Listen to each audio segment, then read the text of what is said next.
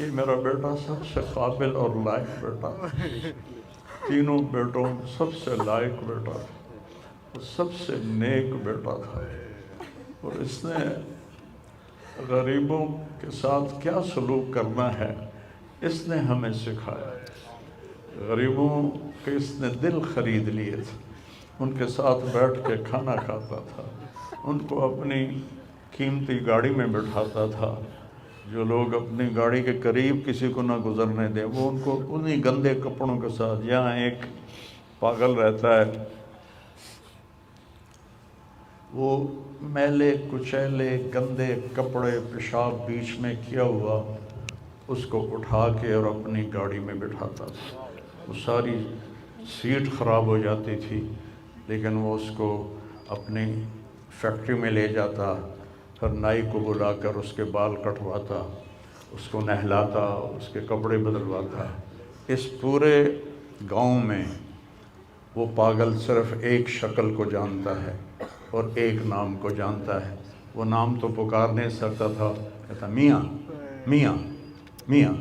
یہ صرف ایک اس عاصم جمیل کو وہ جانتا ہے جو آج ہم سے رخصت ہو گیا، اور یہاں ہم بے بس ہیں اور اللہ کی تقدیر پر ہم راضی ہیں۔ اس بچے نے وہ کام کیا علاقے میں جس کو میں اپنی تعریف نہ ہو جائے، یہ اللہ کی امانت تھی، اللہ نے اس کو اپنے پاس بلایا، لیکن بہت کم والدین کو ایسی اولاد ملتی ہے، بہت کم والدین کو ایسی اولاد ملتی ہے، اور اسے جوانی میں اللہ نے بلا لیا۔ میں راضی ہوں، میرا سارا خاندان بھی راضی ہے، لیکن یہ رونا تو میرے بس میں نہیں، اور یہ میرا بچہ یہ اللہ کی محبت میں ایسے تڑپتا تھا جیسے کسی کو کوئی زخم ہو جائے اور وہ تڑپتا ہے، اور ہم اللہ کو جانتے ہیں، مانتے ہیں، ہمارے احساس میں اللہ کا تعلق شامل نہیں، ہم عقلی طور پر مانتے ہیں۔ میری 52 سال زندگی اللہ کے راستے میں نیک لوگ، اولیاء کرام، علماء کرام کے ساتھ گزری۔ میں باپ ہونے کی وجہ سے نہیں کہہ رہا، میں آپ کو یقین سے کہہ رہا ہوں، جیسی تڑپ اس بچے میں اللہ کی محبت کی تھی میں نے کبھی نہیں دیکھی۔ یہ 2 گھنٹے مجھ سے بات کرتا تھا اور میں ایسے بیٹھ کے سنتا رہتا تھا۔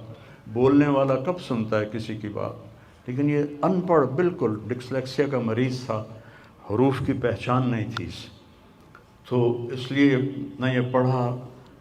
نہ دین کا کچھ پڑھا، نہ دنیا کا کچھ پڑھا، لیکن اللہ نے اس کو عقل، فہم اور اپنی محبت ایسی دی تھی کہ ہمیں محسوس ہوتا تھا کہ اس کے اندر اس محبت کی آگ ہے، اور اپنی ماں سے کہتا ماں دعا کرنا میں مر جاؤں، میں اللہ سے ملنا چاہتا ہوں، میں اس گندی دنیا سے تنگ آ گیا ہوں۔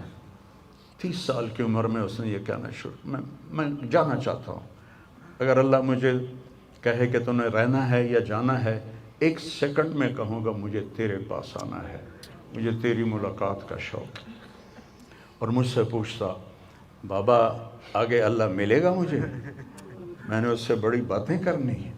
مجھ سے ملے گا؟ میں نے کہا انشاءاللہ آج تم ملو گے اپنے اللہ سے، ضرور ملو گے،